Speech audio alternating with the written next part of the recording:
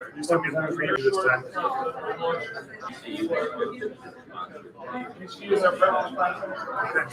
So started a little early, but that's okay. Hi, I had a question.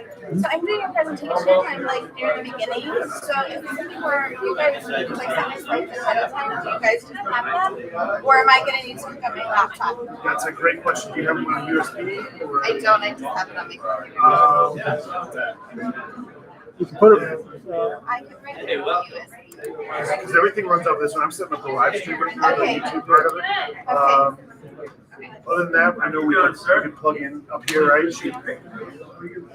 don't want to take too much time though, so if it's easier for me to do. It'd be easier just to copy the. Is it a PowerPoint?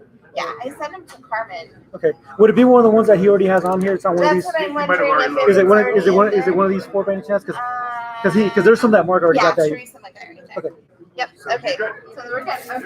Okay. Looks like yesterday at 4:00 was on the first at 4:00 was last updated. Does that sound about right? Yep. Okay. Yeah. Whatever he had, did they send him whatever the presentation?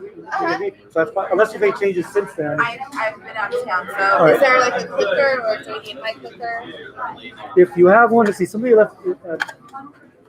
Is it easier? On the social studies. Mark joins that. Teresa, okay. We've got you built right into. I was just checking that. I was just checking that it was one of the ones that you. But I think we put it right into. It's in there. Okay. Yeah, it's in there. Yeah. If you have the clicker, it might be you're more comfortable doing that way that we can just put it in here. Okay. Yeah, I have one, so I can. You know what? Let's double check it. To see if it's in the main one. Oops, where are we at here? Okay. So you're going to want to close the middle one. That's the presentation. No, I want to look to see that she's there. So if I want to advance the slides, which one do I go to? This one? But you want to advance. But right now you're on which presentation? So you want to exit this presentation? No, I don't want to exit it. I just want to check and make sure that she's on. I can just go. Okay. Then. Yes, you can go to this one and then click on the next. Okay, here you are. So you're there. Okay. Perfect. Yep. Okay. Yay. Just so you're aware, I've got from the podium over to about 2 steps to the left. Because we're live streaming this across the stage. Oh, okay. So I need to stay. So and then try to not. And then I've got a little bit of room to roll. Yeah. So anywhere between here and there and up to the table. I'll try to contain myself.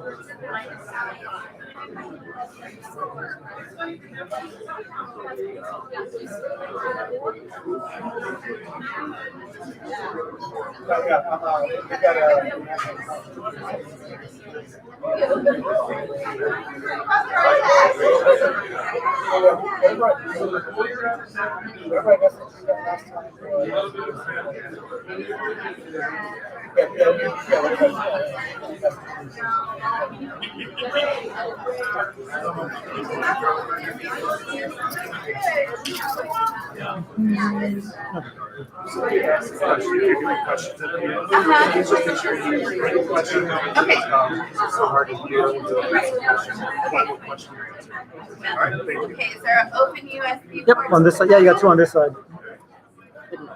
Yeah, you got 2 there. There's actually one back there also. Yep, that's all right. I think this was somebody's clicker that they left it behind. I won't leave my behind because my husband would kill me. My husband's an IT guy, so I get stuff like this for presents instead of flowers. It's all good. All right, so I'm gonna leave that right here. You want to just test it, make sure it's okay. Now it's seeing it's okay. There we go. Awesome. Thank you.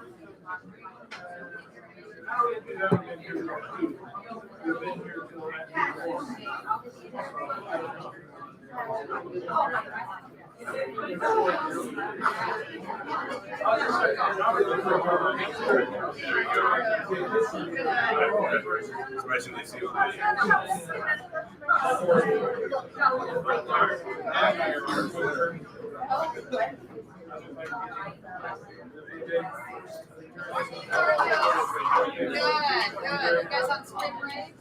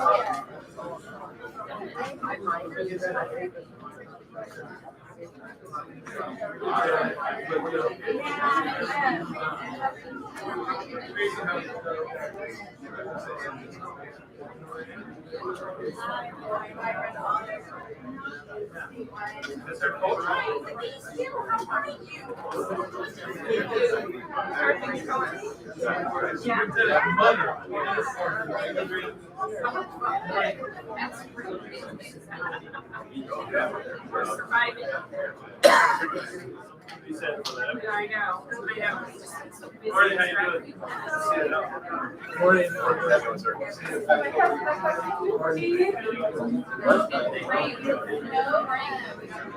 Hey, let's scoot over one, so we're not in the way of this camera. Keep going one.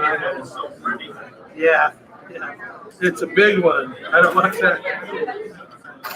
I could live up to the name of those things we put on a bedroom wall, fathead. But I don't want to. How much longer are you doing that? Well, when I came to Arizona, I did.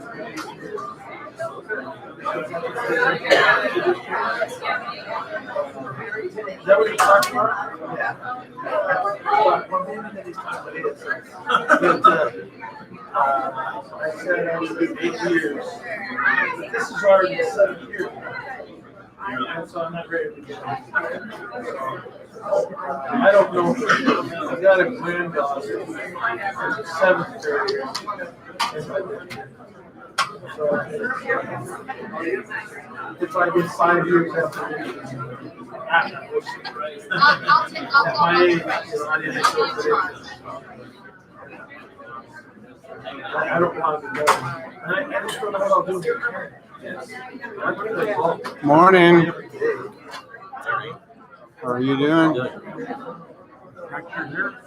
It seems to be like that would be like. I told him when you get going,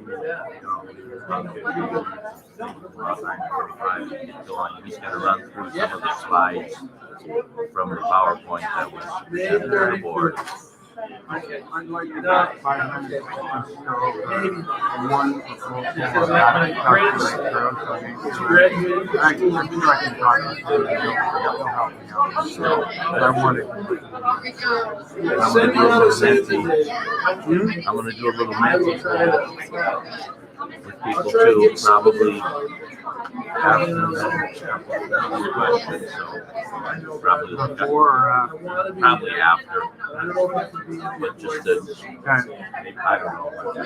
Well, I am trying to. So. Thank you.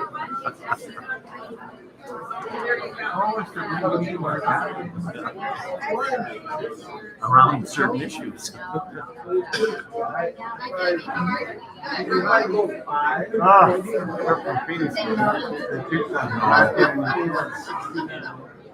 all right? Yeah, it's just been very good. I was the CCSSO focus groups, and they had emailed me and asked me to recommend Good to see you. people. So we sent them a pretty good diverse group. Hey, good morning. Not bugging you. Superintendents and principals from throughout the state. What a game, wasn't it? Hopefully That was a great but I game. sent people who aren't afraid to speak up. Yeah, all of a sudden they're playing. Hopefully they have some good feedback. Yeah. Not all just. You know, when I was watching them play against Michigan State, I was thinking, they got a lot of good players. Good. That's a lot of Looking pretty sharp this morning. I'm gonna send out later this afternoon some things. That's a stretch. so They you have know a what's good going on. Big Ten tournament. Oh, yeah. Yeah. No We'll time see. to choose the board. They have good things. Such a difficult Yeah. Yeah. Oh, Yeah. No, that was a great game. It was really a good game. Yeah, they got a lot of good players out there. Really did. A lot of good players. Anyway, it's like, yeah, thank you. So Teresa. Yeah. Well, there she is. I was just gonna say, gonna come see. Do you need anything to put it out? no, I did. Okay. I don't know. Yeah. I'm not sure. I'll do it right now. I guess He's my boss.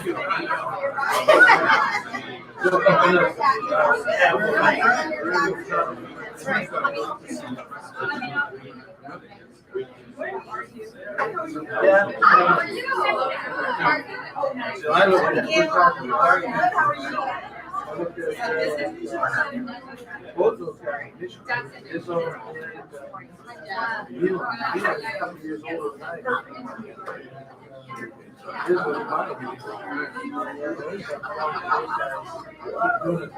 Look at these.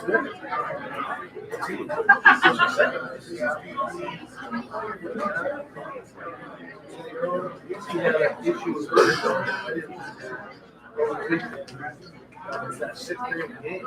Thank you. Yeah. Yeah. Everyone do. Yeah, because they'll come. We're thinking every other. How are you today? Wonderful.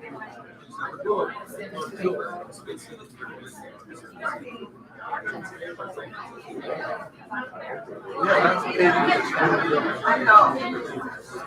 They're Brits. We're very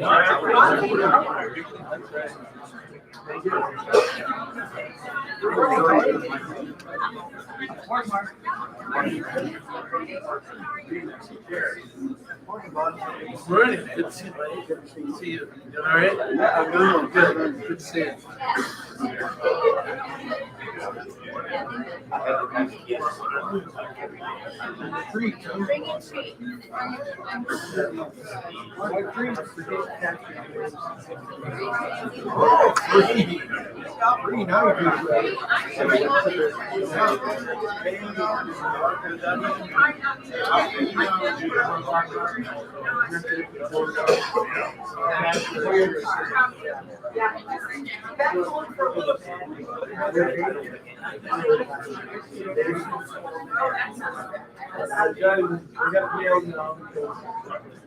I think the capture in the ride.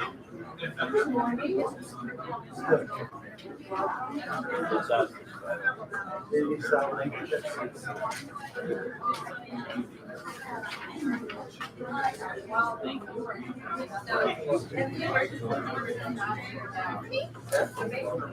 No, not a big deal. Morning, Cal. How you doing? Good to see you. How are you? I'm upright, taking nourishment. A lot of it. Obviously, I'm not a small fella. Yeah, it's not bad. I'm on Diet Coke. I was on Diet Coke for a while. Got lots of other issues. Powerade and other things. A little bit of sugar. Well, my wife is convinced that aspartame is the devil's concoction. I told her we never need to Life insurance. Yeah. That's all good.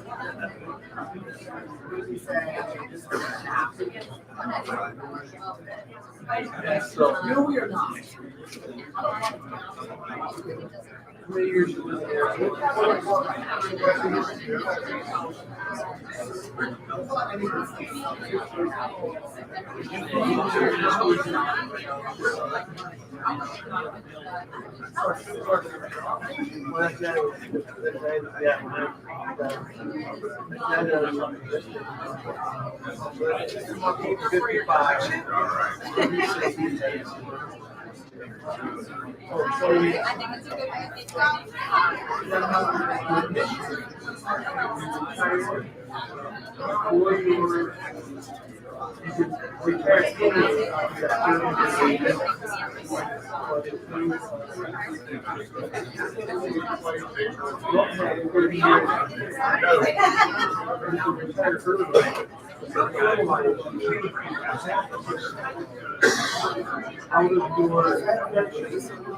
I know.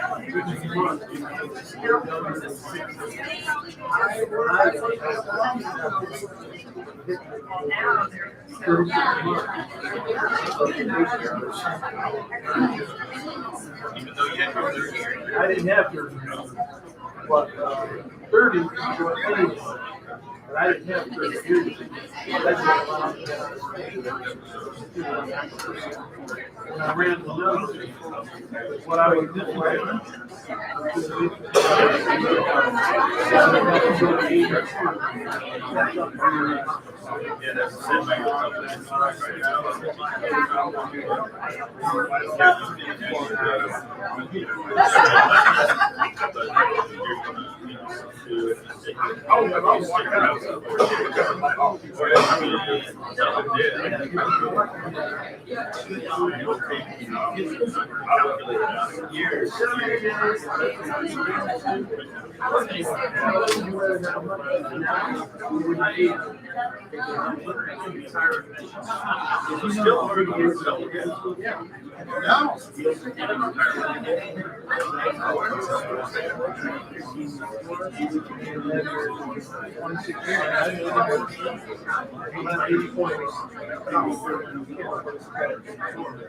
I can think of 3 reasons. I can think of 3 reasons.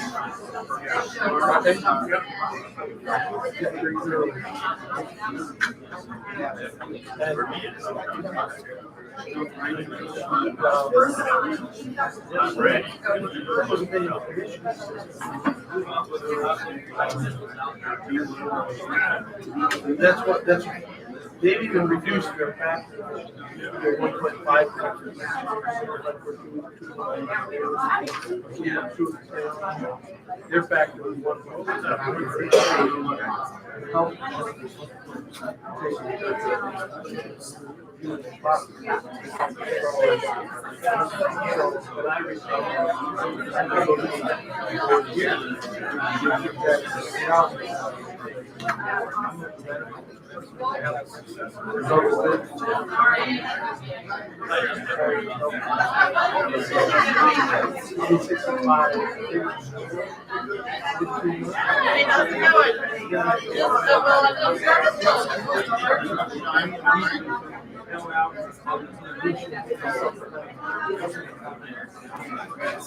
And I think I'd say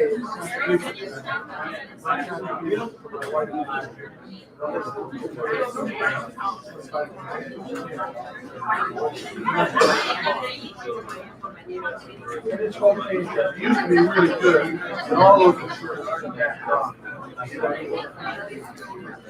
But I have a lot of people that they're working until 65.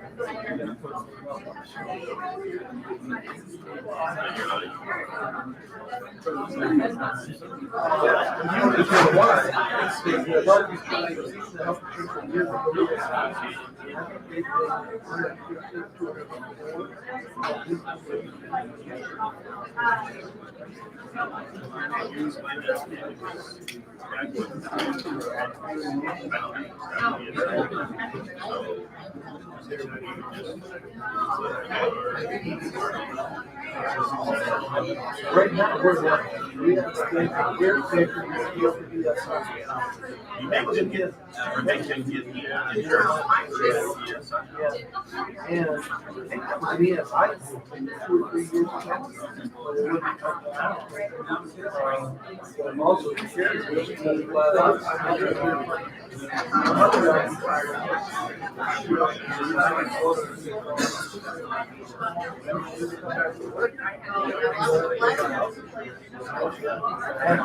It's a year after you're I already did come back to work. So that you did that. All right. That's what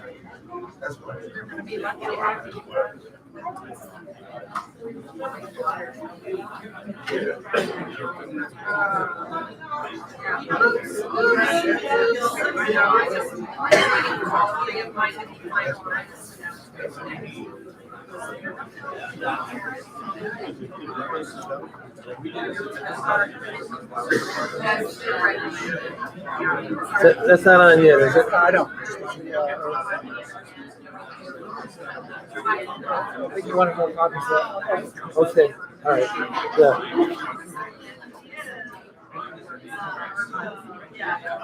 Good morning. We are going to start in about 2 minutes. So get your breakfast, take to the table, and we'll be starting in about 2 minutes. 2 minutes.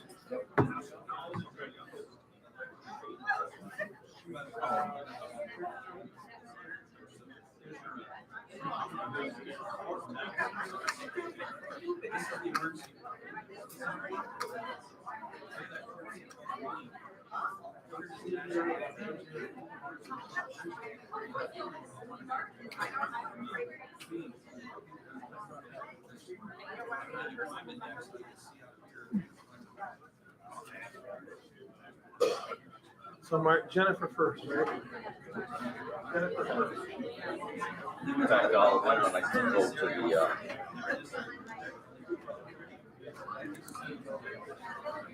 there's your agenda, Jerry. Jerry.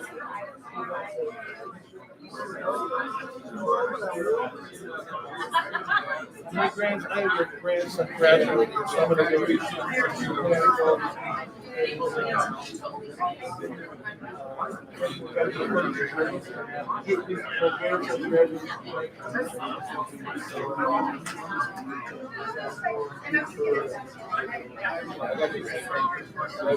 weddings and funerals. Yeah.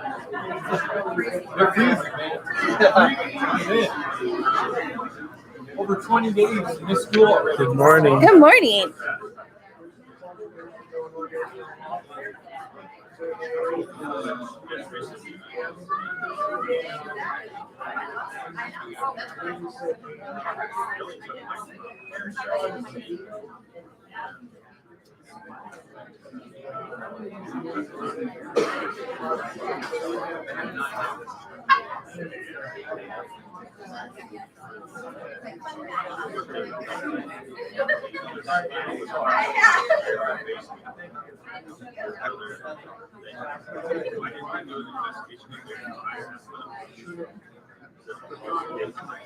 Well, welcome everyone. It's time to get started. If you want to find a spot and take a seat, we're glad to see you here for our ASA division meeting. My name is Jerry Jennings, and I am ASA president for about 3.5 more months.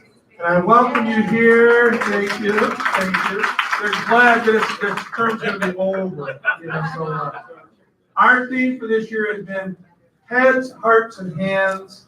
Our idea is that we need to know a lot. We need to care more than possible. And then we need to put our knowing and our caring into action with our hands. And my last article for the newsletter, I said it was unabashedly stolen for 4-H. The fourth H in 4-H is health. And that's something I want to encourage you. I need to encourage myself, but all of us need to be caring about our health and taking care of ourselves. So what I'd like you to do to start our meeting today, I find a shoulder partner or two. What I'd like you to do is just take 1 minute with each other and tell each other what you're doing to take care of yourself. So find someone and tell them what you're doing to take care of yourself. You got a minute, so.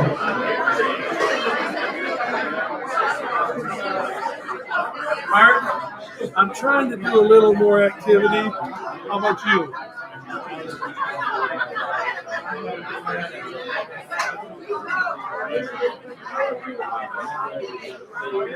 Right on the edge.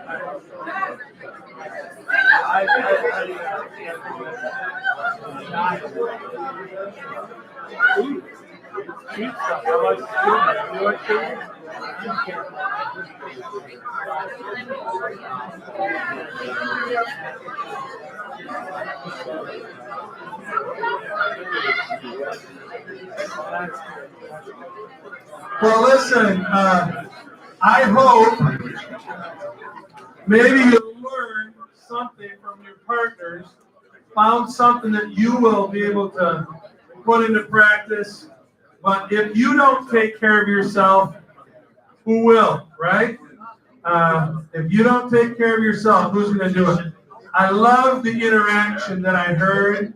I love the ideas that you guys will care about each other. That's one of the biggest things about this organization is the horizontal relationships and how you can take care of each other. So thank you again, children, class, class. All right, okay. Well, I'm talking about the ability to get along with each other, so I'm sorry. Those who take it to another depth, think it. Don't say it. I think about being a high school principal and a kid came in and said he had called his teacher a dirty name. And he got so mad at the teacher he called him a dirty name and was so angry. And I gave this kid a wonderful speech for about 5 minutes about respect. And you have to treat the teacher with respect, and you better be able to, get along with people without calling them a name that starts with an A and ends with an E. And you can't do that in class. And I got all done, and the kid said, well, I still think he's a blank. And I said, you're not getting suspended for thinking it. You're getting suspended for saying it. And that's the same for you in class today. Think it. Just don't say it, okay? Good to have you all here. I hope we have a wonderful day. We've got a good breakfast, and that has been sponsored by Grand Canyon University, and they are represented today by some folks. I know Jennifer, and Jennifer, come on up and you'll introduce your colleague. So thank you. We're supposed to stay right here in this camera angle. So you can be in front of the screen, and there's a camera looking at you. Go ahead. Because being on camera is my favorite thing. Not. I can do it. Grand Canyon University is honored to host the breakfast this morning. We're always excited to be amongst you and to be at these meetings because we listen and learn a lot about the challenges that you face, the celebrations that you enjoy, the hard work, your priorities, and our goal is to find ways to support that. So on behalf of the 21,000 students that are back on our campus, we want to say thank you on their behalf for preparing them so well to be successful in post-secondary education. And again, our goal is to help you meet your goals. On the table amongst the 10 other flyers, you will see a couple of important ones. One looks like this, and it highlights all of the benefits that you all enjoy by virtue of your partnership with Grand Canyon University. You may or may not know it, but you are participants in our Public School District Alliance. It's called the PLLS Alliance, or Partnership for Learning, Leading, and Serving. And by virtue of that no-cost partnership, you have access to our job board, for example. So you can post both certified and non-certified positions on our job board at no cost. You have access to our job fairs, both university-wide and specifically with the College of Education. You have access to parent and student engagement activities. We can work with students as young as 3rd grade to help them understand the college going process. We can help parents with FAFSA. We can do a lot of different kinds of things and are anxious to be able to help you. And so we would welcome those conversations. With me today is a familiar face. You all know her probably from a previous life in the department. And now she is part of our team at Grand Canyon University. And Carol is the Executive Director for Canyon Professional Development. And I want to give her a few minutes to talk about what she can do for you. Well, good morning. Thank you for a few moments here today. Yes, I'm Carol Lippert. I used to be with ADE and now I'm with GCU. So certainly enjoying my time at GCU since I started in June. Also on your tables, I killed a couple of trees and gave you some flyers on some events that we have going on. Canyon Professional Development brings to you professional development in any number of topics and topic areas. If you are interested, it is a fee-based service. However, since it is through GCU, we do try to keep it as affordable as we possibly can. So if you're interested in learning more about professional development and the services that are offered through Grand Canyon Professional Development, we'd love to chat with you about that. We have coming up on April 12th, we have a conference called Making Ties, Trauma-Informed Educational Supports. It's a full-day conference. We hope that you will join us again in the effort to try to keep it as low cost as possible. Literally, the cost is $20 a person to attend. We encourage you to bring a team of 5 from your district, simply because we feel like if you're going to be putting trauma-informed educational supports into place, you are going to need a team to do that and to do it well. So we have that. Steve Beebe, who's right here and one of your own, is going to be one of our featured presenters. So we're super excited about that. We have people from the mental health profession coming in. We have K-12 educators who are involved in trauma-informed practice, some information about restorative justice, all sorts of things that are going to be brought to you during that day. So we hope you can join us. Also on your table, some information about STEM Camp this summer. If you work with 7th and 8th grade students, and they're just kind of lying around a little bit, but if you work with 7th and 8th grade students, every summer we run a STEM camp for them. It's 100% experiential for them, and it brings to them topics in environmental science, biological sciences in terms of biotechnology, cyber warfare. They get to go to the cyber warfare range and crack passcodes and all sorts of things. And then, of course, robotics, which we know that kids love. So if you have parents that are looking for something to do with their kids, that would be a great opportunity for them. And then last, because I know I have limited time, I also wanted to share with you the other group that Jennifer has run in the past, and I'm taking up starting next year, is our Principals Collaborative Community. If you have been sending people to Principals Collaborative Community, we thank you. It is a 100% free professional development opportunity for principals in your schools. We have had the cohorts on East Valley. We've had cohorts on the West Valley. They meet 4 times a year. Next year, we are adding a cohort for Central Phoenix because we are finding, particularly our West Valley cohort is getting really, really large. So we're going to split that. So 4 times a year, they have the opportunity to come together, network with one another, learn from and with one another about topics that they choose that they're interested in. So hopefully you can join us for Principals Collaborative Community. We will be sending out, as soon as the marketing is ready for that, I will send out, and hopefully Mark will be able to send out for us all of the information about that. And we do sincerely hope that all of your principals would join us for that opportunity.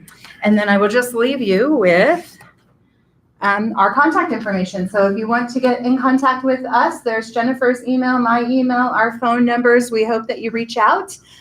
Or if you have other ways that you hope that Grand Canyon University can support you in the work that you are doing at your schools and at your districts, we would love to hear about that and think about how we can be partners in the essential work that you're doing with our K-12 students. So thank you very much. Jennifer, did you have anything else? No? And we hope you enjoyed your breakfast. Thank you. Thank you, Carol and Jennifer, and thank you again for breakfast. Let's have a hearty round of applause again for Grand Canyon University's sponsoring. Thank you very much. Thank you. We're privileged now to be able to hear from someone who wants to help us.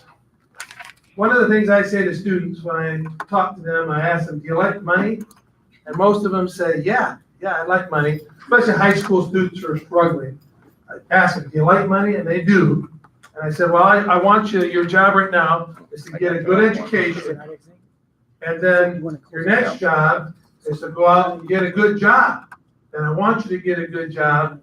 And then I tell them, and I want you to contribute to the Social Security system so I can collect from it.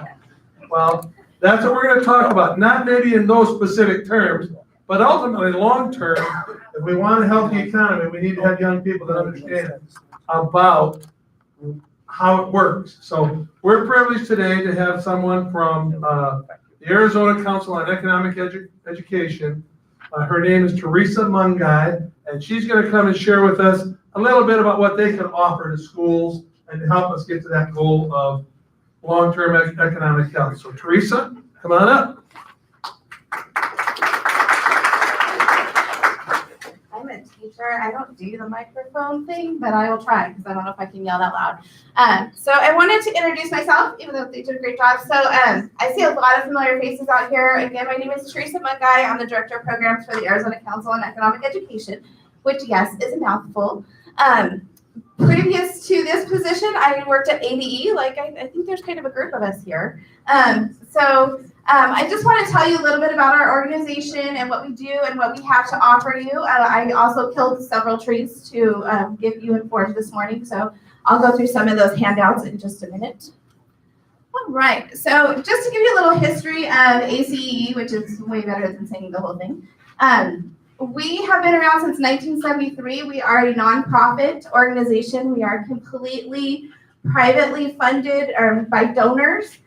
So we don't receive any state money. We just, we do what we can with what we have.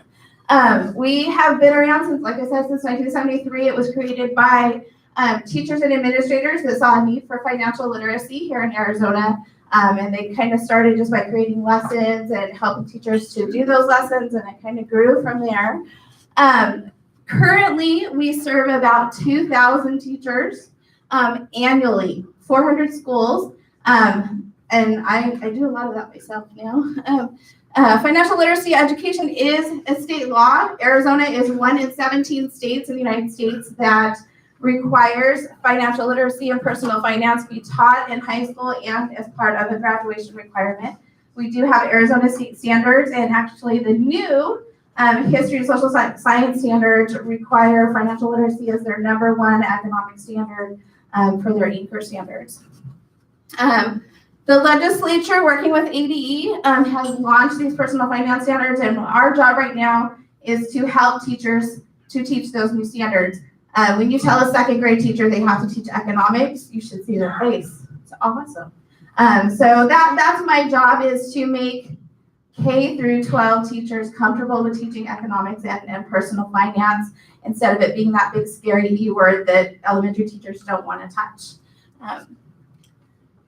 So teacher training, we offer free in-services. One of the trees in front of you is this form right here. These are all the professional development and services that we offer completely free to your school district. I will come out or one of our teacher advisors will come out and train your teachers during half-day in-services. If there's something that you want us to do that is not on this list, we are happy to accommodate. I've been working with a lot of school districts lately. Anybody from Peoria here? Peoria, woohoo! Peoria, Pendergast, Littleton, I've done every single one of their half-day in-services this school year, so I am available. So the in-services are free. We also offer low-cost professional development workshops. So the couple other trees that I killed there, you have one that says boot camp. So we offer a high school boot camp to basically prepare teachers to take the highly qualified exam in economics. We get a lot of CTE teachers. We have like a 98% passing rate on that particular, out of that boot camp, the teachers pass the APA test. We have university professors come in and do the content piece, and then we do the teacher training piece with that. In addition to that, you have another handout that's for elementary. So how many elementary principals do I have out here? Woo-hoo, this is like my target audience. I'm going to get every kindergarten teacher in the state to teach economics, I swear. So we are also doing it like an economics boot camp this year, actually right here in this room. We are going to go through each content area and show teachers how they can incorporate personal finance into their lessons for kindergarten through 5th grade. We also provide free curriculum. I know you saw free, right? So if there are any economics or personal finance curriculum materials that you see on the Council for Economic Education, the National Council, we actually offer those for free to teachers. So if that's something that you're interested in, please let me know. The other handout that you have, it looks like this. I got it. Yes. That is part of our student competitions that we have. We run several student competitions throughout the year. The top one on there is our Mayor's Challenge, which is coming up in April, on April 5th at MCC. It's for students 5th grade and up, and it's a statewide competition. The winners of each division actually go to a national competition. The one at the bottom there is Rockonomics. How cool does that sound, right?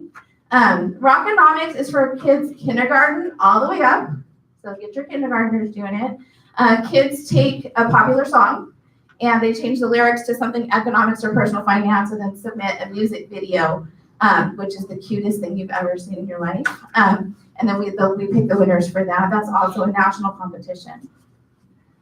In addition to that, we do run the stock market game throughout the whole state. So if you're interested in having your teachers do that, we are available to help you with that. I think the spring game already started, but we're revving up for next year. We also do a poster contest for kindergarten through 12th grade. So students make a poster of something economics based. We pick the winners and then we turn the winners into a calendar, which I have one if anybody's interested in looking at it later. So we do, ASA is very unique. So instead of the traditional way of training teachers, we look at it as a multiplier effect. So I was telling somebody earlier, I have trained 400 teachers in Arizona since January 1st, all by myself. The number of students that those reach is just amazing. So you figure, if it's an elementary class, that's 30 kids this year, 30 kids next year, 30 kids the year after that. So we really focus on the multiplier effect to reach as many students as we possibly can through teacher training. We work closely with all the universities and colleges. We actually have directors within ASU, U of A. We have a few people that we work with at NAU and some of the community colleges here in the Valley. We also work closely with the Federal Reserve System. We actually have a Federal Reserve employee on our board, so we work very closely with them. And I think it's worth noting that the original economic standards that we had here in Arizona were written by ACE. So those were the ancient ones that we just redid. But we were also very involved in writing the new ones as well. And I just want to, these are some quotes from teachers, but I wanted to share my story just a little bit. I know I'm going to run short on time. But I started out as a classroom teacher in Coolidge. Anybody from Coolidge? But you know where Coolidge is, right? Okay. So I started in Coolidge, worked my way over to Queen Creek, and I wrote every lesson myself. In fact, Ben Rodriguez was my assistant principal out there. But I was forced to write all my own lesson plans, create my own lessons to do the best for my kids. I didn't know about ACE, and I wish I did, because the things that I teach now to teachers are amazing compared to what I was able to do all by myself. So it is pretty personal. I think that I did a great job for my kids, but I could have done that much better. So those are just some quotes that we have from teachers that we have touched. So any questions? I am totally up for answering questions. I did that really fast. I never talk that fast. I talk with my hands because I'm Italian, but Any questions on the handouts? So I have my card over there if anybody is interested in contacting us to set up in-service times, to any PD for your teachers. Like I said, we're really trying to focus on those elementary teachers because they have a hard time with it. But I actually can teach elementary teachers how to teach economics by reading a Dr. Seuss book. Go figure. So thank you guys so much for your time. I do have my card over there if anybody is interested. Thank you. Thank you. Thank you, Teresa. Thank you very much. Thank you, Teresa. And as we previously alluded to, we'll all benefit from better financial literacy among the populace. Oh, wait, Our no, students. I'm wrong. We will do that. We So got at a- this point, we're back I'm to A I'm through wrong. F. We got a separate, I got it. We A through F? down. Yep, Okay. just a minute there. Our next speaker is a cabinet member for the State Board of Education. His name is Catcher Baden, and I've figured out how to remember his name. He's Catcher in the Rye. So all I gotta do is think of J.D. Salinger or think of Holden Caulfield, and then I can get Catcher Baden. So that's a long way to get there, but let's welcome Catcher Baden. He's gonna talk about A through F. A through F. Thank you. Thanks. You can also, as another way to remember my name, you can just think of Johnny Bench or Yogi Berra, your favorite catcher. There you go.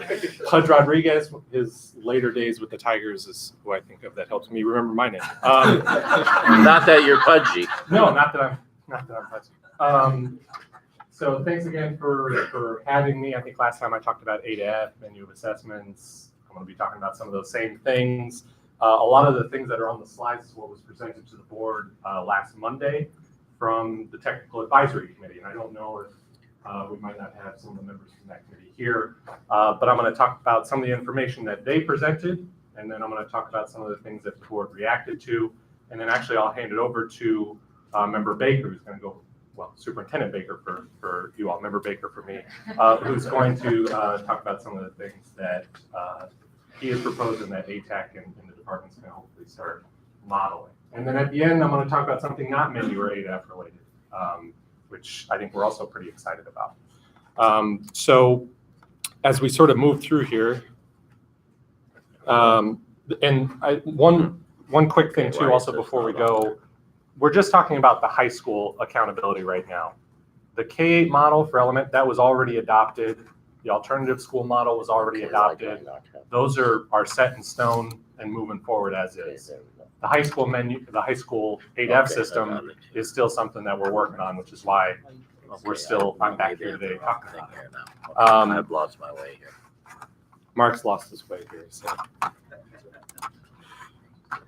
So there's a lot of stuff in the slides. I'm going to try to give a high level overview and not go into too much detail on too many of it. Some of it was provided to the board just as background information, statute, federal law, but the main thrust of it is some of the challenges with a growth measure and some of the choices that the board is going to have to make, because there's costs and benefits to each of these, whether it be time or the policy that's ultimately adopted. Okay. Now we want then, we're ready? Yeah. Why am I not given? I think you're already over on.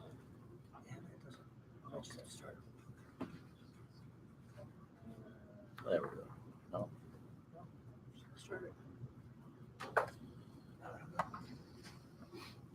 There you go. Okay. I got there you. we go. Okay. Okay, so like I said, some of this was designed a lot for the board meeting. I didn't change it too much because I wanted to make sure the same information was provided. So I'm just kind of blow through some of this. So essentially, since December, models have been presented for the school year that we're currently in.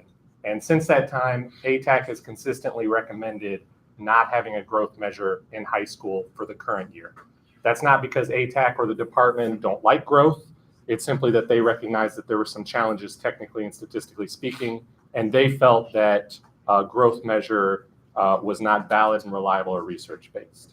On top of that, ATAC did start looking at growth measures in high school beginning in FY20 in the upcoming school year, and they did consider measures for the current school year, but they didn't actually recommend any because they didn't feel it was appropriate. But those discussions did happen.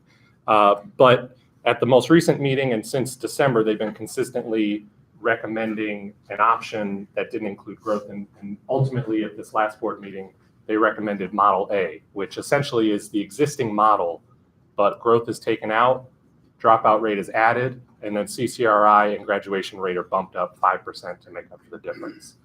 Model A is the model that had the most support from the public survey, but that's with a big caveat in that I think the way the survey was designed was trying to gear people towards one of the options rather than an option with growth, which I think is we could pretty confidently say the field and the public survey yielded, we want an option with growth, but when we only gave them certain options, they went with Model A. So I always want to try to put that caveat on there whenever we talk about that, that survey.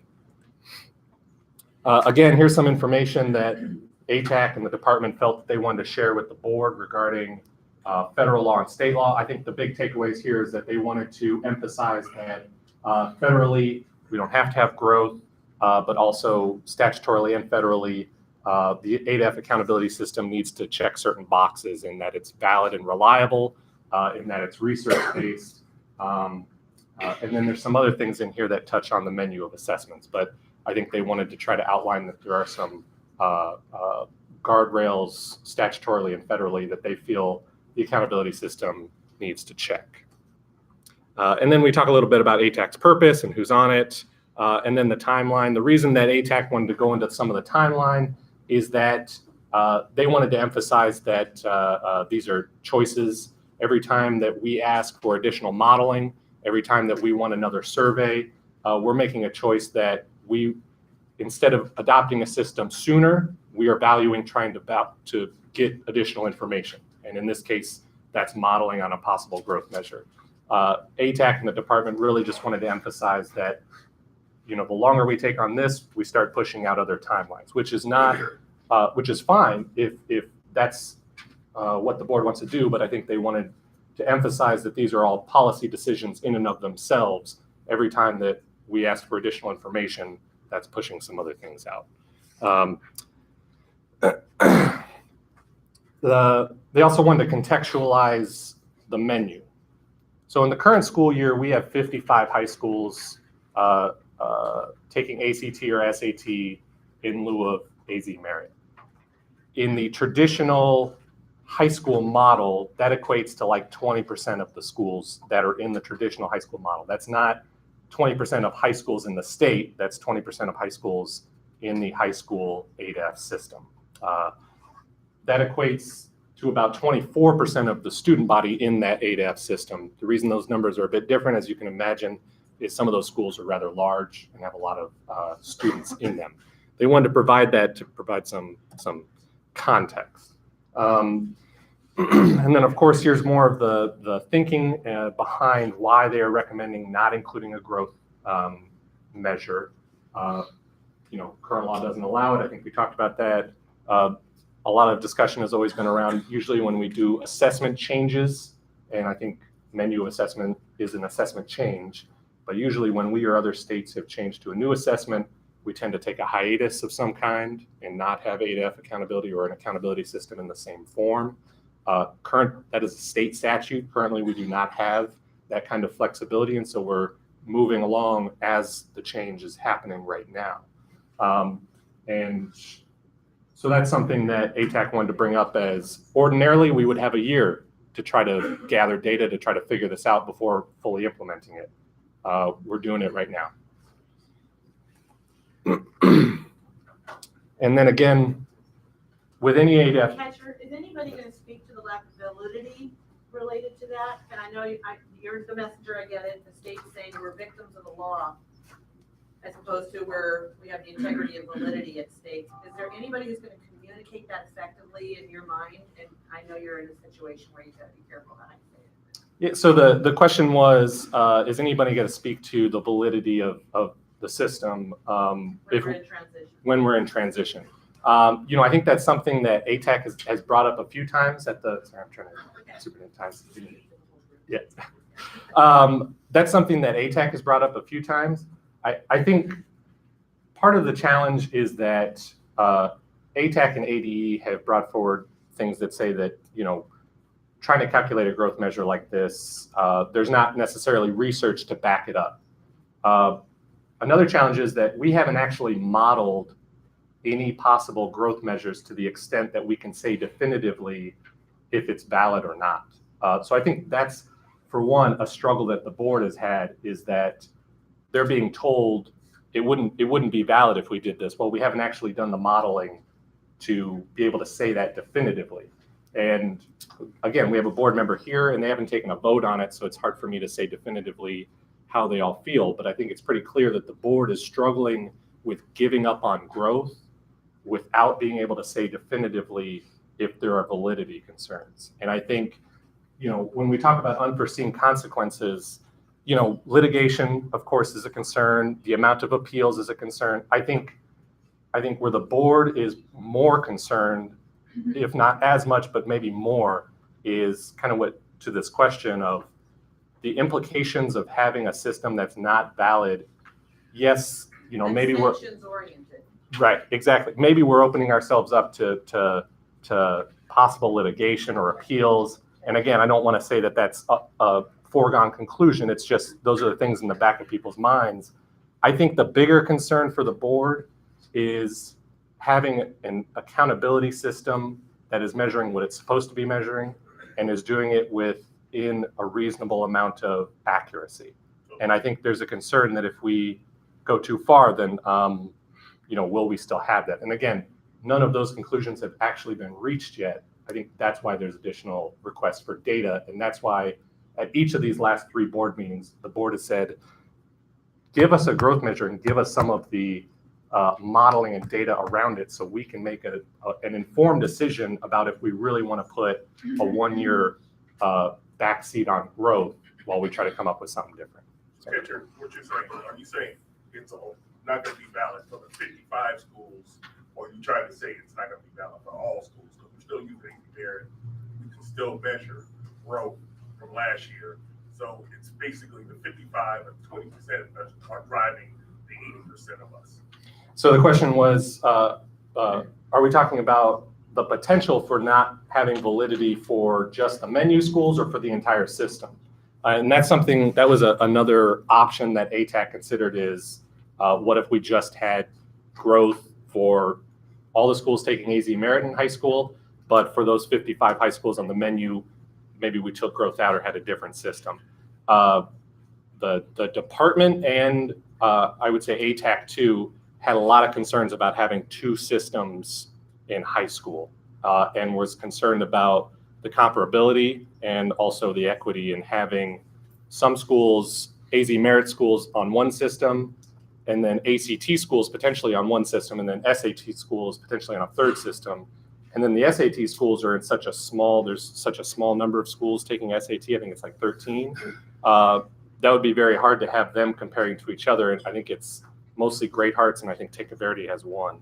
So ADE and ATAC pushed back on that recommendation. And so whenever we're talking about, at least right now, changes for growth, we're talking about the whole 9-12 system, all those schools. And again, I also want to make a point that there are concerns about all of these things. These are not foregone conclusions, though. These are just things that we have to think about as we move forward. And really, honestly, these are things that we always have to think about in an ADF accountability system. It's just that with such a big change like menu, it's bringing it back to the forefront because, we're the first in the country to do it to this size and scale. So there's not a lot of precedent or research for us to look to and say, well, this has been tried and tested. But there are some ways that we can try to work within the bounds of what we have.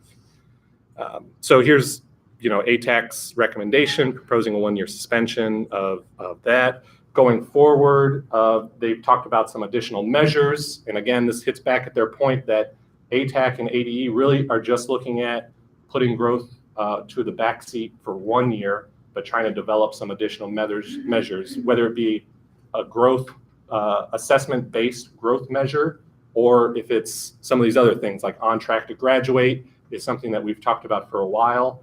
And ADE is working to clean up STC data to see if that's more usable. And then some of these other measures specifically on subgroups and subgroup improvement. Because part of the reason that we always talk about growth is, of course, correlations to SES, but also trying to incentivize schools to take, some of those lowest performers, recruiting them and working with them. Something that we always want to make sure happens with either a growth measure or whatever a proxy for that growth measure is. again, more of those things about things that they're looking at for future years.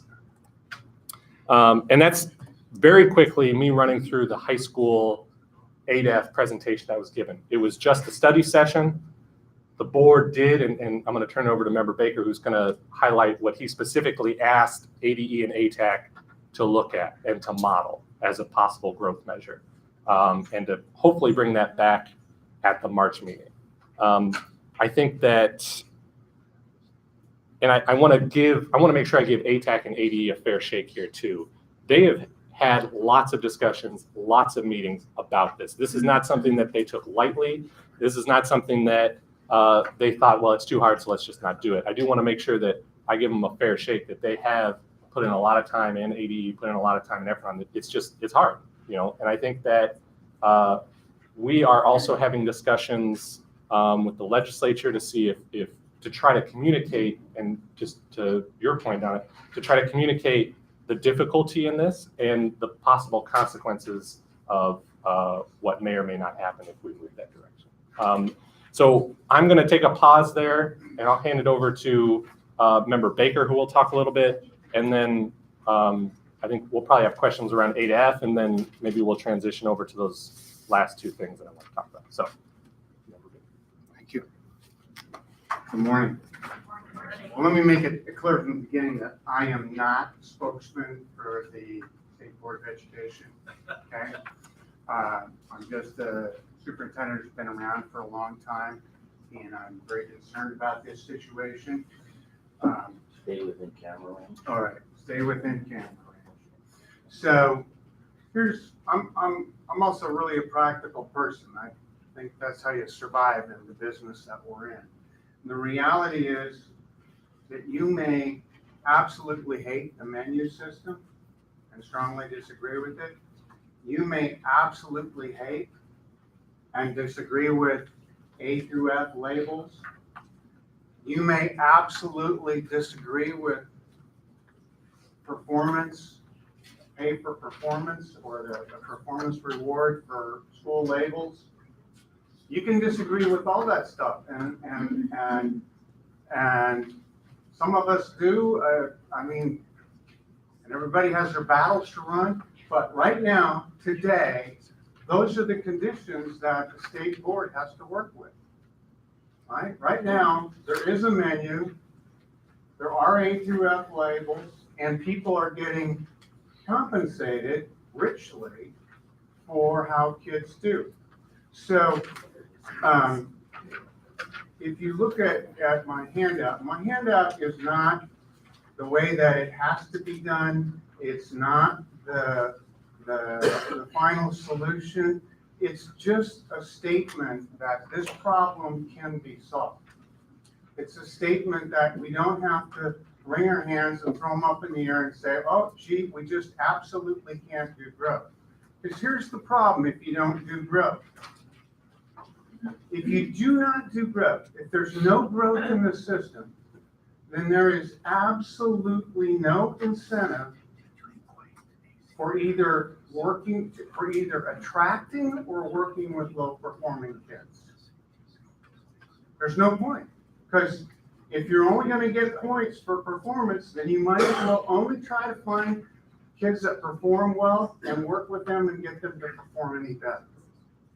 And if you look across the state of Arizona, our problem is not with high performing kids. Our problem is with kids of poverty and kids who are low performing. This is not about my school district. My school district will do just fine with the growth only model.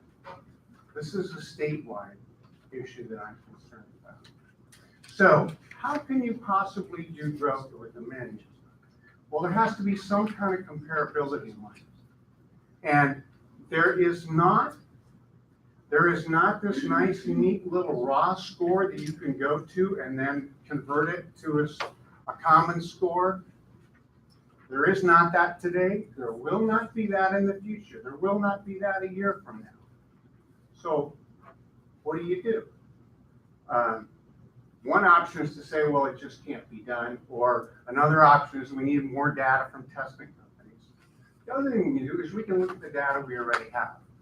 we already have in the state of Arizona, many kids who have taken AZ Merit, and the very same year they have also taken ACT, or they've taken AZ Merit and they have also taken SAT.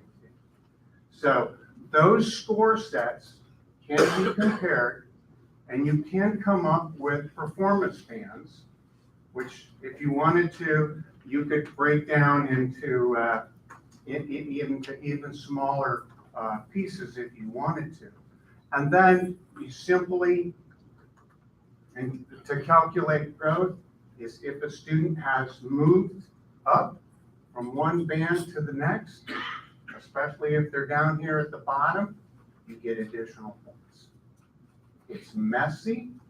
It is not statistically a beautiful thing, but I would suggest that it's a whole lot better than the alternative, which is to say, let's just score our schools and our districts based on the performance of the kids. Because if we do that, we have simply turned education into a recruitment process. That's it. Question. Well, first of all, Cal, thank you so much. The precepts are amazing. They're right smack on with the very message we want to send. And I'm hearing so much talk right now that growth is going to be ignored or put off, or the Right. can's going to be kicked. So thank you for advocating for growth. And then the band idea is exactly right, with one more layer that I know is expensive. And that is, we've got to measure kids where they actually are, not on the fixed asset of false grade level standards. So when we have a fourth grader come in who's reading in first grade, who grows to third grade, and we get no growth credit for that because it still shows up as far as fall below, or whatever we call it now, minimally provision, you still don't get the growth because we didn't actually start where the kid is. And that piece is doable with if-then technology in the testing matrix. And I know the companies can do it, and I know we need to budget for it. But that if-then technology helps us assess where the kid really is. There's other products out there that do it. So I would add that one little layer to make it slightly more technically accurate and to really assess where children are. And everything else is the right direction from my perspective. Well, there's people a whole lot smarter than me in terms of fixing the technical stuff. I'm just saying conceptually, this is something that can work. Yep. And in contrast, we shouldn't be saying it's too hard. We should be saying, yep, it's going to be messy, but we can do this. And there's a lot of members of the state board who feel as strongly about this as I do. The precept that's the problem with the psychometricians in the background is that they're fixed on a single fixed asset of norm reference. So that bell curve is fixed as opposed to being fluid. And it's that simple of a shift till it's not. It's that simple. Your question? Now, could you, is this temporary for this next year, or are you looking at trying to extend this beyond? Make sure to repeat this question. The question is this temporary for this short year, or is it going to be extended? Well, as long as we have the menu of assessments, there are always going to be kids who took a test from one testing company one year and a test from another testing company the next year. The problem is not going to go away in a year. So we should be looking for a solution that can work. The other issues, you talk to principals and teachers, they're fundamental issues. Geez, just give me something I can work with and plan on and keep going at. Whenever we do a 1 year delay, once again, we say, oh, it's going to change, and you are a victim of the system. You have no control. And what I'm seeking with a system like this is that when that open enrollment kid comes in, or who clearly is a low performer, that the school says, yep, we want you because we're pretty convinced our system can bump you up, and we're going to get points for you, and we're going to get dollars for you. The concern I have with just the dropout increase and the on track to graduate, there's nothing wrong with those things, they're fine, but there is no accountability tied to them. So it puts tremendous pressure on a principal and a teacher. And you say, you know, Paul, if 2 more of your Algebra 1 kids would pass, we'd get another $200,000 in results-based funding. Your salary might be part of that. I mean, it's just human nature. And we need to tie it to real stuff, even if it's messy stuff. So the reason I was asking is, so with the menu, you would perceive a model where you can have bands that Right. equalize, or at least put bands across all the menu in case items or assessments come and go off the menu over the years. We can still create those bands at the time. And we can make adjustments to the band based on incoming data. We can always be refining them and improving. Okay. Yes. When discussions are happening for the high schools this year, is it with the idea that this has implications for all of the elementary schools next year? The question is, when we're having these discussions with high school, is there discussion that it's got some pretty significant implications for elementary coming up? And I think that's in the back of everybody's mind. And I think everybody is more afraid of the K-8 issue than the 9-12 issue. Let me just, rather than putting that on, I'll say I am more concerned about the elementary and middle school and the high school. Can we do a straw poll based on what you've just seen here? Would you raise your hand if you're interested in further exploration of this band idea that Superintendent Baker has just advanced? Do you have interest in that for this year? Cal, do you want to, for your information, just take a look at these hands? Okay, thank you. That gives the board some information. I'll turn this back to Catcher Bait. Thank you. And thank you, Member Baker. I think he did a good job, and I know he said that he is not speaking for the board there, but as I mentioned earlier, I think a lot of those same thoughts and concerns were raised by the board. So although they haven't taken an official position, I think the board is pretty much on the same page with a lot of things that he brought up, just for your. Yeah, Catcher, I just want to say thank you very much, because all of these concerns were brought a year ago. They were brought to the board directly, and they were ignored. And so I'm so glad that the current board now is listening. And thank you for bringing that information. So two other things very quickly that I want to go over. One is the menu of assessments. Short and sweet is that the board has not taken action to award the RFP in either of the last two board meetings. I understand it's always kind of cryptic because we go into executive session, we come out and there's a quick motion and second and there's no discussion. The action at the last two board meetings has been to approve the evaluators who statutorily are required to evaluate the assessments and then tell us if the assessments are checking the requirements in statute. So we've approved the evaluators for these vendors. We have not actually awarded anything to any of these vendors. Are these for the high school? And yet, well, these seven, and this is public, this is on our website, this is on AZ Procure. These seven have applied in response to the RFP. And this is both for K-8 and 9-12, because don't forget, although we have concerns about the K-8 and we're still talking about it, that's still law. We still have to get that up and running in the next school year, barring any kind of changes. I can't really, it's open procurement, so I can try to answer questions if you have any, but this is kind of the extent to, I always want to caution about this is the extent to which I can share, but happy to talk about it more. Notice the conspicuous absence of the college board, which publishes the SAT. Thank you, Mark. Yes. Right. So on here, and that was something I was supposed to mention. So thank you, Mark. Two that are missing is AIR, who does AZ Merit, and also College Board, who does SAT. And if there are any folks out there who want to administer AP to all of your students, AP is missing too. So for implications wise, for College Board, the board hasn't made any determination on what we're doing for next year for them. We still have to figure out what's happening.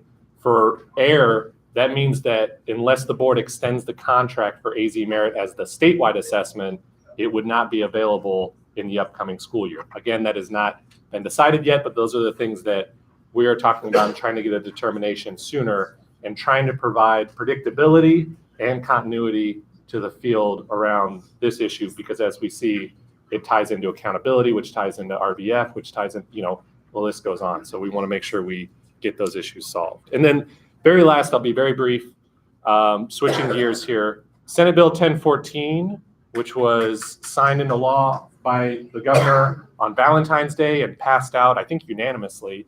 The effective date of that obviously isn't until 90 days until after session ends. So, if we're lucky, early August. If we're not lucky, December or something. But regardless of the effective date, ADE has already held an advisory group meeting, is already getting the wheels turning on what to do here.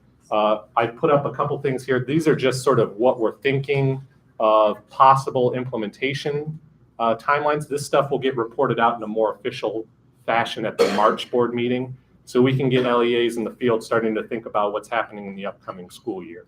Essentially, what we're envisioning is trying to revise the existing model to provide that flexibility in the minutes for the upcoming school year, and then developing a framework for LEAs to submit SEI models to the board for the school year after that.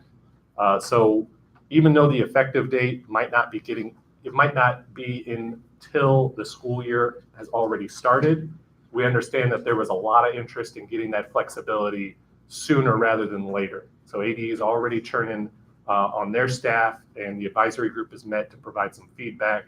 Like I said, at the March meeting, we want to provide, hopefully a more firm timeline on what we're looking so people can start reacting. We also want to try to provide some sort of flexibility or hold harmless, because this is kind of a transition year.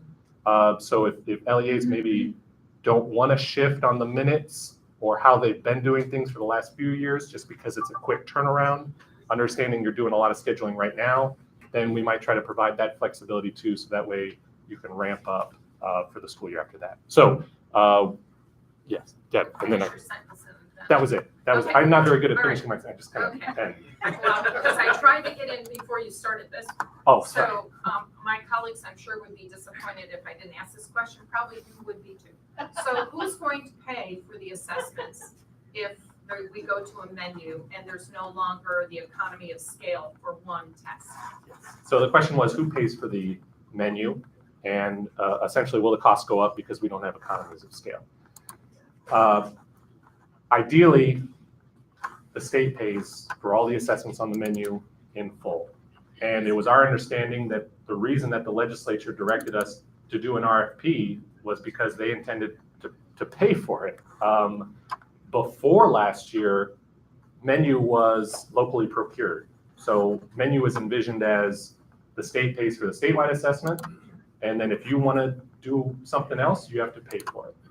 Last year, as we started getting closer to implementation, I think the legislature realized, oh, that leads to equity concerns now. So they reimbursed the current school who selected this year, which was a little, frankly, a little late, but they're still getting reimbursed, and then directed us to the RFP. I will say that at a couple of the recent appropriations hearings, JLPC staff presented out, menu of assessments costs are still kind of a question mark. And I think they put basically, which was what their best guess is. So right now the contract for AZ Merit's something like 20 million. I think they just guesstimated 32 million.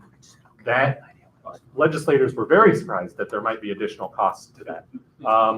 And partially, I feel, I think it's frustrating, but partially, I feel personally to blame for some of this, in that obviously we are not clearly and effectively communicating the implications of menu if this sort of thing keeps coming up.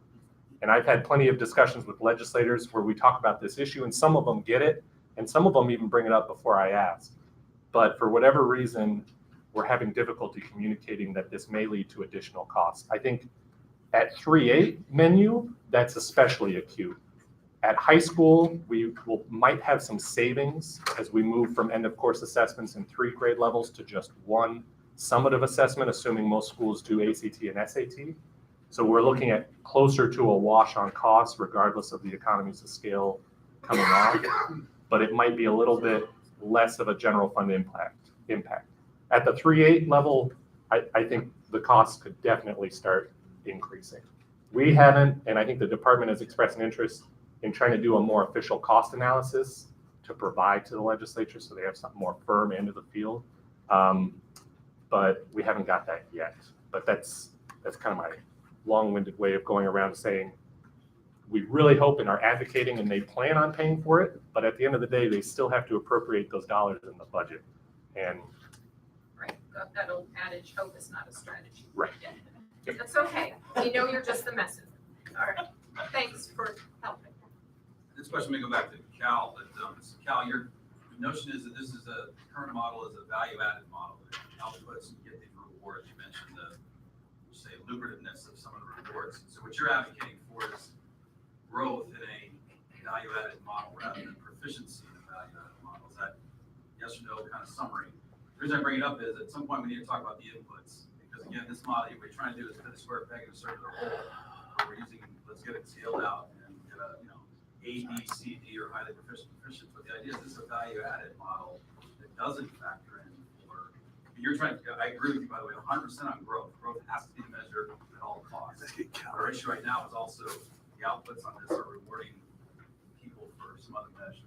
Cal, come on up so you can answer on the mic, and anybody who's watching on the stream, and try to summarize the question. Basically, it's a value-added and he's saying growth or proficiency. Right. I'm not exactly sure what you mean by value I'm sorry, added. you care the model in general. I guess that's the first question. Because what I think you're trying to do is say, let's mitigate an unfair model and make growth more important, which I would actually agree growth no matter what has to be measured, but in an unfair system to begin with. That's what I'm trying to ask the questions that you're trying to say for. The reality is right now, schools are getting paid for performance and the governor's budget has that at even a higher level. So if that's going to be the system, and I don't know that it's going to be, but if that's going to be the system, then growth needs to be in there somewhere. And so if a student takes AZ merit in their 8th grade level and they score at the minimally proficient level, and then they take ACT, the next test, and they're scoring at the proficient level, then they get points for moving up in those bands. So that there's a reason and a cause for you to go after that low performing kid and want to work with them, knowing that that kid can actually not only give you the satisfaction of doing a great job as an educator, but also under the current system can bring more money into your school. Thank you, Cal. We could go on and on. Catcher, step back in front of the camera again so we can say thank you. Thank you to Catcher, also now known as Pudge Baden. We're welcome. Thank you so much. And a conversation that could definitely go on indefinitely. We're going to put a slide up that shows you candidates for office. Well, these are folks that are already. No, these are our candidates. Okay. These are our candidates for ASA President-elect. Our candidate, stand up, Donna. Donna Lewis is our candidate for ASA President-elect.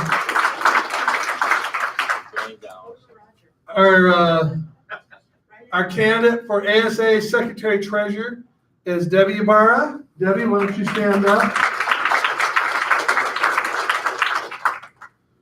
Superintendent's President, Division President-elect. We have 2 candidates, correct, Mark? That's right. We have Dr. Curtis Finch and Dr. Paul Stanton. For Superintendent's Division Secretary-Treasurer, we have Dr. Stephen Burbeco. Is he here today? I don't think he is. And Wendy Hayes Conger. So neither of them are here. For Ed Services Division President-elect, we have Dr. Stephen Poling. He is here. There he is. Steve. Ed Services Division Secretary Treasurer, Dr. Jeff Sprout. He was not able to be here. And then middle level division president-elect, Katie Dabney. Katie's here. There she is.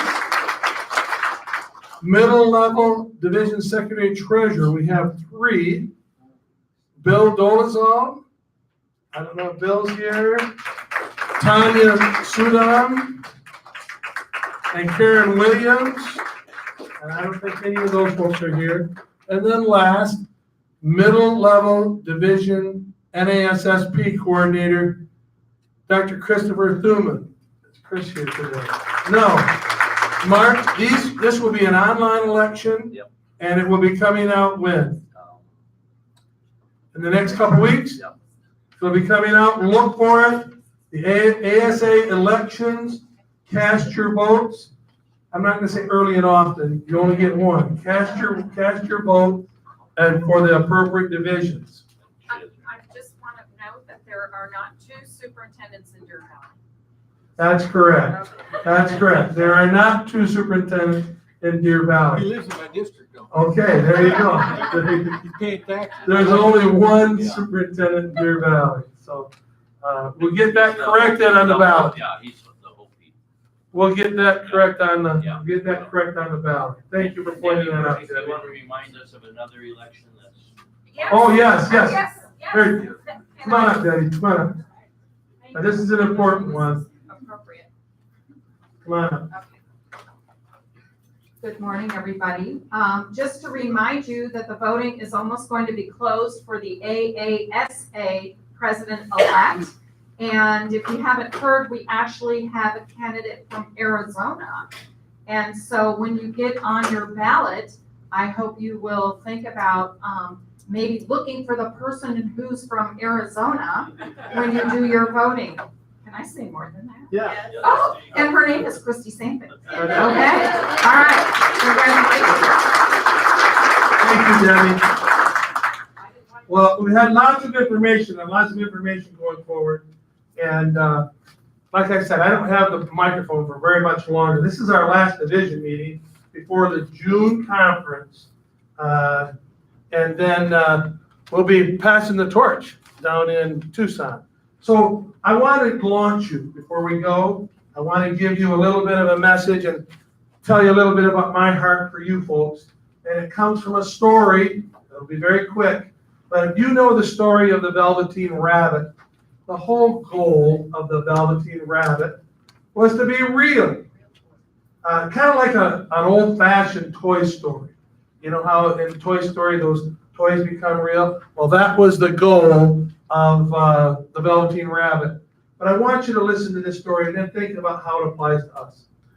Real isn't how you were made, said the Skin Horse. And the Skin Horse was the sage in the toy box. The Skin Horse was the wise voice. Real isn't how you were made, said the Skin Horse. It's a thing that happens to you. When a child loves you for a long, long time, not just to play with, but really loves you, then you become real. Does it hurt? Said the rabbit. Sometimes, said the Skin Horse, for he was always truthful. When you are real, you don't mind being hurt. Think about that. Most of us don't choose that very often. Does it happen all at once, like being wound up, you asked? Or bit by bit? Doesn't happen all at once, said the Skin Horse. You become. It takes a long time. That's why it doesn't happen often to people who break easily or have sharp edges or who have to be carefully kept. Generally, and most of you will relate to this, by the time you are real, most of your hair has been loved off. And your eyes drop out. And you get loose in the joints and very shabby. But these things don't matter at all, because once you are real, you can't be ugly except to people who don't understand. And my challenge for all of us is what's really important. Being real to those kids, those those teachers, to each other. Talk about those relationships, I won't use that word again, but taking care of each other. That's what being real is about. And if there's nothing else we do in ASA except be real, operate with our heads, our hearts, and our hands. There's nothing else that we do, then we've gotten something done that's really important. All the details, we have to work them out. All the hard work, that's where the head, the hearts, and the hands come in. My challenge to you today is go out there and be real. All right, we're gonna break up into our rooms. Here they go. And we'll look forward to seeing you all in June in Tucson. Thank you. Well done. Nice launch.